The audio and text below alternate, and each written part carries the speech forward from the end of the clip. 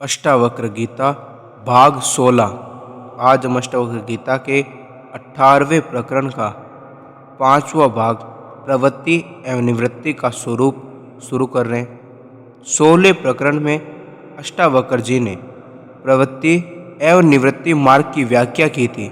अब उनके स्वरूप का वर्णन करते हुए कहते हैं कि कोई व्यक्ति का सांसारिक पदार्थों, घर बार, पत्नी, बच्चों, धन संपत्ति को छोड़कर जंगल चला जाना, सन्यासी बन जाना प्रवृत्ति ही है, निवृत्ति नहीं। जब अज्ञान, मूढ़ता, अहंकार, वासना, आसक्ति, कुछ पाने की आकांक्षा मिट जाती है, तभी वह निवृत्ति हो सकती है। जिस ज्ञानी में वासना, अहंकार, आसक्ति आदि नहीं है, वह संसार में प्रवृत्त रहता हुआ भी निवृत्ति का फल पा लेता है। प्रवृत्ति एवं निवृत्ति की कसौटी विषय नहीं है, बल्कि भीतर वासना है जो वह विषय है। इसी क्रम में अष्टावक्र जी कहते हैं कि परिग्रह अर्थात धन आदि का संग्रह कुछ ग्रहण करने का त्याग करना वैराग्य नहीं है। मूढ़ पुरुष धन संपत्ति, घर बार आदि परिग्रह को छोड़ने को ही वैराग्य समझते हैं। पाने की आशा में कुछ त्याग करना न तो त्याग है और न वैराग्य है, वह स्वार्थ मात्र है, वासना एवं तृष्णा ही है। इसके विपरीत ज्ञानी जो आत्मा में रमण करने वाला है, जिसकी सभी सांसारिक आशाएं छूट गई है, जिसने संसार, उसकी संपत्ति, सुख आदि को शूद्र, नाशवान एवं क्षणिक मानकर छोड़ दिया, वह न रागी है न विरागी है। उसे कुछ छोड़ना नहीं पड़ता, न वह परिग्रह को ही पाप समझता है। धन संपत्ति का होना संसारी होने का लक्षण नहीं है और न उनको छोड़ देना वैराग्य होने का लक्षण है। राग और विराग दोनों वासनाओं के कारण होते हैं। वासना के रहते न ज्ञान है और न मुक्ति। इसी क्रम में अष्टावक्र जी कहते हैं कि मूढ़ पुरुष हर समय इसी चिंता में लगा रहता है कि कितना उसके पास है और कितने का अभाव है, जिसकी पूर्ति करनी है। उसकी सारी बुद्धि, सारी चेतना इसी भाव अभाव के घेरे में घूमती रहती है। ज्ञानी की दृष्टि इन दोनों से ही मुक्त रहती है।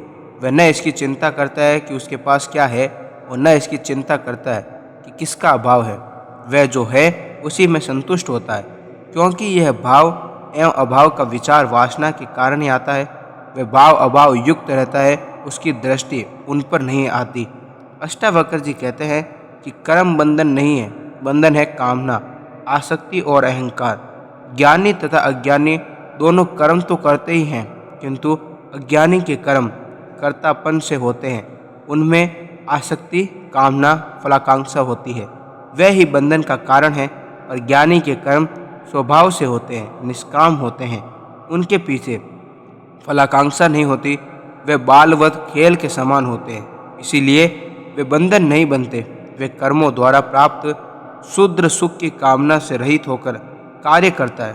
उसके समस्त कार्य ईश्वर की इच्छा से होते हैं। वह केवल अपने को माध्यम बना देता है। आत्मज्ञान में दो ही मुख्य बाधाएं हैं, शरीर और मन।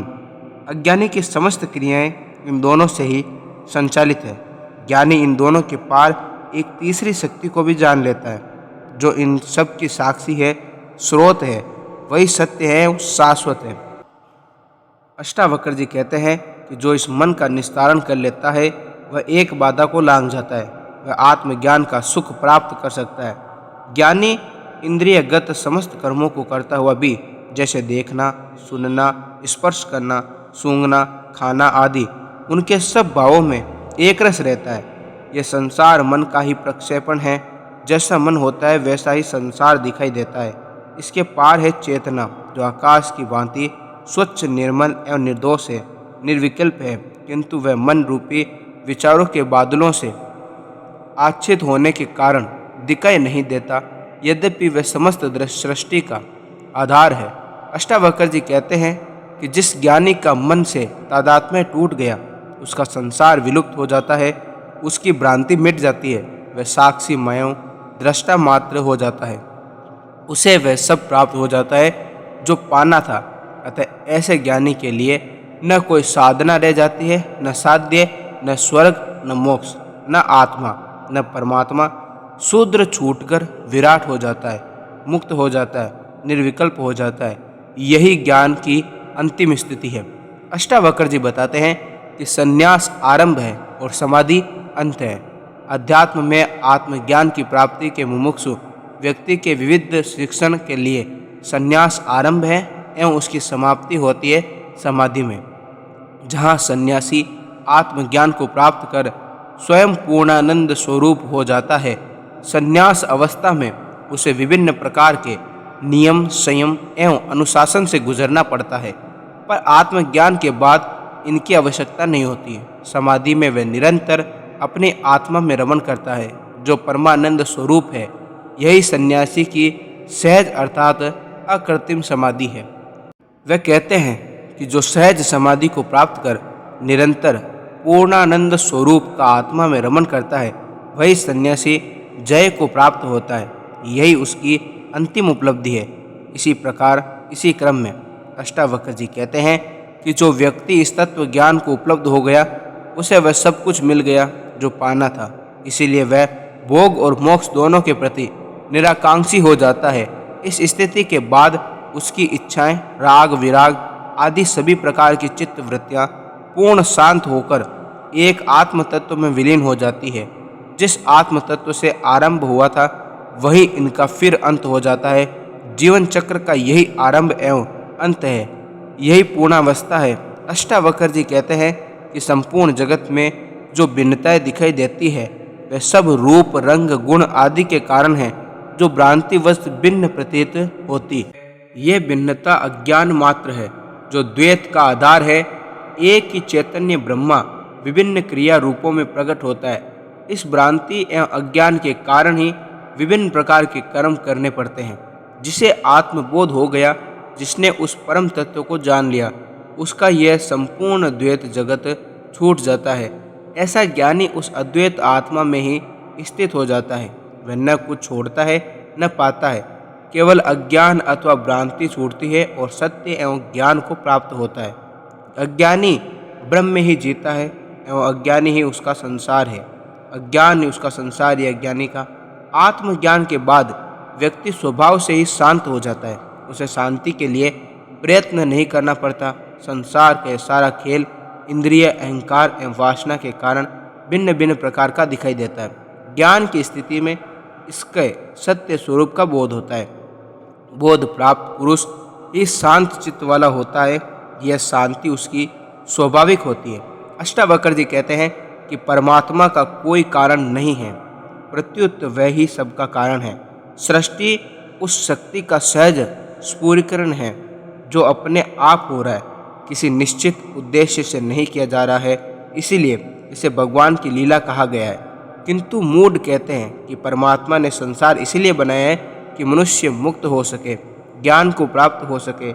यह विकृत मनुष्यता, मस्तिष्क की मूढ़ता पूर्वक दृष्टि है।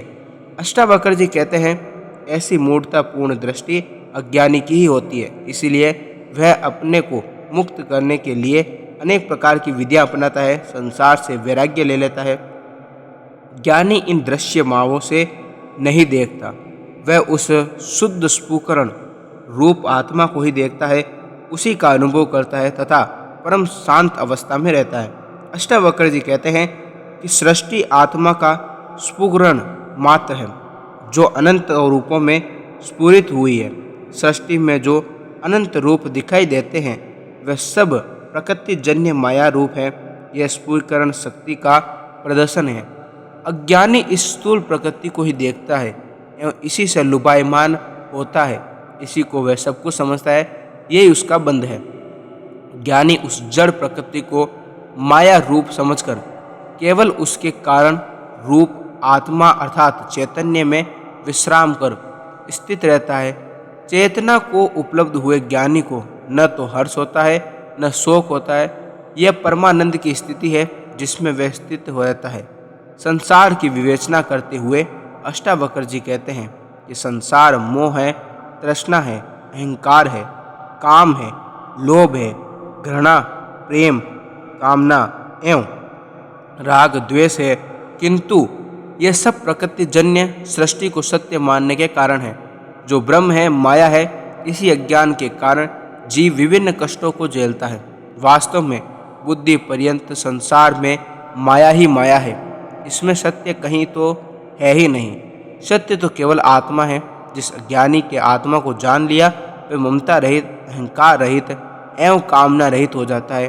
अज्ञानियों के अनेक मत हैं, अनेक विचार एवं अनेक धारणाएं होती हैं। उनके मत सत्य पर नहीं, दुराग्रह पर आधारित होते हैं। वे सत्य को जानना ही नहीं चाहते, प्रत्युत जिसे वे मानते हैं उसी को सत्य सिद्ध करना चाहते हैं। ज्ञानी सत्य को जानता है, वह दुराग्रही नहीं होता। अतः सभी ज्ञानी एक मत के होते हैं। वे कहते हैं कि परमात्मा जीव से भिन्न नहीं है। वह न स्वर्ग में है, न मंदिर में है, न मस्जिद में है। वह बाहर भी नहीं है जो ढूंढने से मिल जाए। वह कोई पदार्थ भी नहीं है जो आंखों से दिख जाए। जिन्हें आत्म अनुभूति हो गई है वे कहते हैं कि यह परमात्मा ऊर्जा का सागर है। शरीरस्थ आत्मा वही ऊर्जा है जिसे परमात्मा कहा जाता है। इससे भिन्न कोई परमात्मा नहीं है।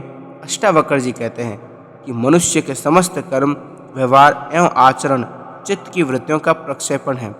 जैसे चित्त की वृत्तियाँ होगी वैसे ही उसके कर्म एवं आचरण होते हैं। आचरण एवं कर्म बदलने से मन नहीं बदलता। पतंजलि कहते हैं कि चित्त की वृत्तियों का निरोध ही योग है। पर अष्टावक्र जी कहते हैं कि इस निरोध के लिए जो कर्म किए जाते हैं उनसे चित्त का निरोध नहीं होता, क्योंकि उन कर्मों के पीछे वासनाएं, अपेक्षाएं, कामनाएं होती है। फिर निरोध कैसे होगा? इसीलिए चित्त के निरोध के लिए किए जाने वाले सभी कर्मों एवं आचरणों का त्याग कर देना चाहिए। जो कुछ प्राप्त होगा वह बोध से ही होगा, कर्म से नहीं, क्योंकि कर्म में अहंकार, वासना, फलाकांक्षा होती है जो चित्त निरोध में बाधक है। अष्टावक्र जी कहते हैं कि आचरण एवं कर्मों को करना या छोड़ना महत्वपूर्ण नहीं है। महत्वपूर्ण यह है मूढ़ता छोड़ना, अज्ञान अथवा भ्रांति को छोड़ना। मनुष्य में अनेक प्रकार की मूढ़ताएं होती है, जैसे अहंकार, वासना, कामना, फलाकांक्षा आदि। इनके रहते जो भी कर्म, आचरण एवं व्यवहार होते हैं सभी मूढ़तापूर्ण होते हैं। ऐसे मूढ़ बाहरी प्रयत्नों से निर्विकल्प चाहे हो जाए और वासना, अहंकार, कामना आदि को त्यागने का नाटक भी कर ले तो भी मंद बुद्धि के कारण उनके मन में विषयों की लालसा बनी ही रहती है। इसलिए वे आत्मज्ञान को प्राप्त नहीं हो सकते। अष्टावक्र जी कहते हैं कि ज्ञानी और अज्ञानी दोनों ही कर्म करते हैं। उनके कर्मों में बाहरी अंतर न होने पर भी भीतर बड़ा अंतर है। ज्ञानी के कर्म में स्वभाव से होते हैं, लोकहितार्थ होते हैं, आवश्यक एवं निमित्त होते हैं। वह सब कर्म ईश्वरीय इच्छा समझकर करता है।